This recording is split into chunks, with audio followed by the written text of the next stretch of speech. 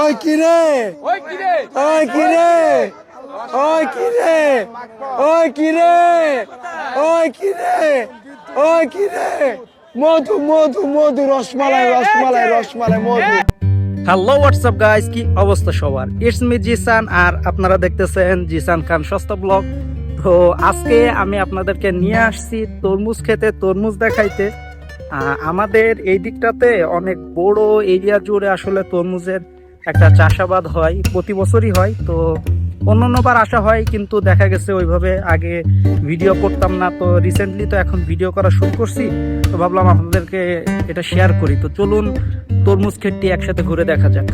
প্রথমে দেখানোর চেষ্টা করলাম যে তরমুজ নেওয়ার জন্য কি পরিমাণ গাড়ি এখানে স্টকে দাঁড়িয়ে থাকে সব সময়। তো এমন 10-12টা ট্রাক এক একটা ক্ষেতের সাইডে অলরেডি এভাবে দাঁড়িয়ে আছে এবং এগুলা লোড করা হইতেছে। নতুন করে আবারও গাড়ি আসবে এবং সেগুলো আবার নতুন করে লোড করা শুরু হবে।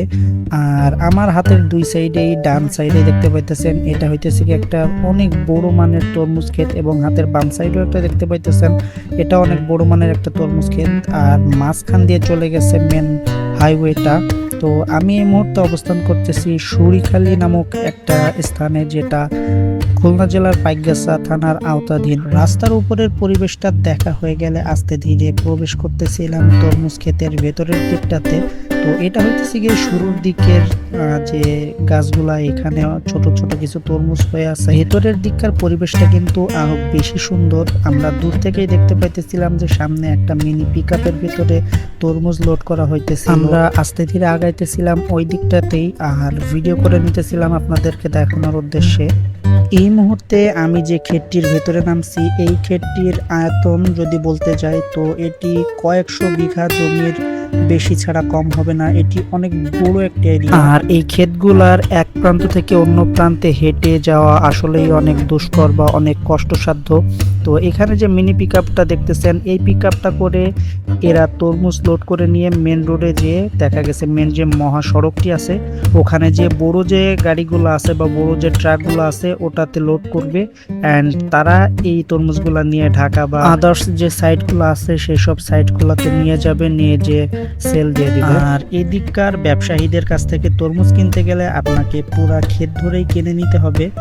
সেক্ষেত্রে দেখা যায় অনেক ব্যাপারীরা আসে বাইরে থেকে, তারা পুরা ক্ষেতটি কিনে নিয়ে যায়, এবং এই তরমুজগুলো কিন্তু একসাথে সবগুলো পরিপক্ক হয় না। সেক্ষেত্রে দেখা যায় অল্প কিছু যে তরমুজগুলা থেকে যায় সেগুলা আবার পরবর্তীতে পরিপক্ক হওয়া অবধি যে চাষিরা আছে তারা পাহারা দিয়ে রাখে, যাতে ব্যাপারীরা কোনোভাবেই না ঠকে।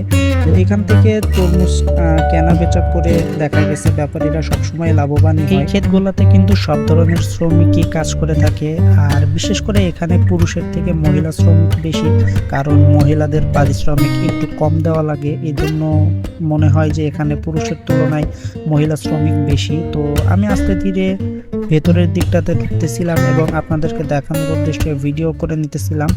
আর সামনের দিকটাতে দেখতেছিলাম যে তরমুজগুলা উঠিয়ে উঠিয়ে মানে এক এক জায়গায় অনেকগুলা করে করে রাখা ছিল, যেগুলো দেখতে আসলে অনেক সুন্দর লাগতেছিল।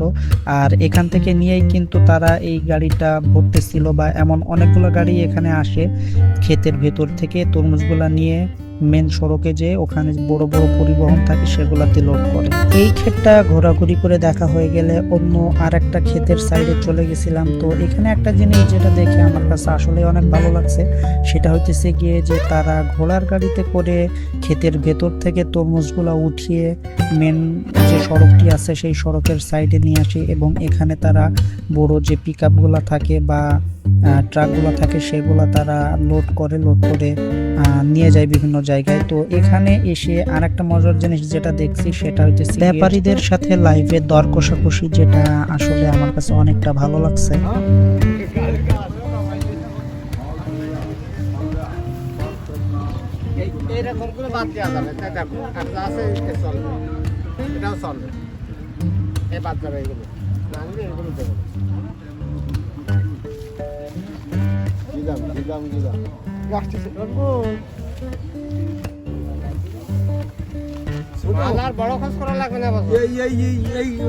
মাঠের বড় মাল হলো এই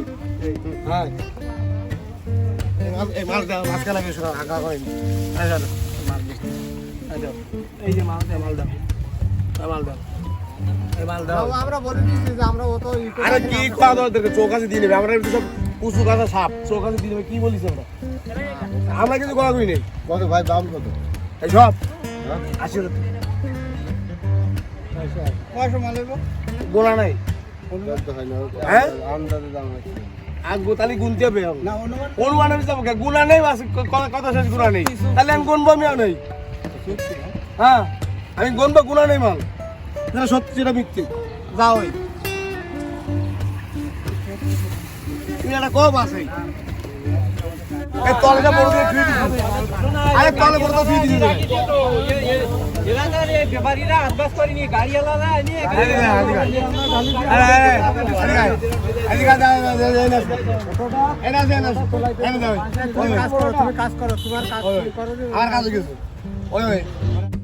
যাই হোক গাইজ, আজকের ভিডিও এতটুকুই। দেখা হবে নেক্সট ভিডিওতে। তত সময়ের জন্য ভালো থাকুন, সুস্থ থাকুন। আল্লাহ হাফেজ।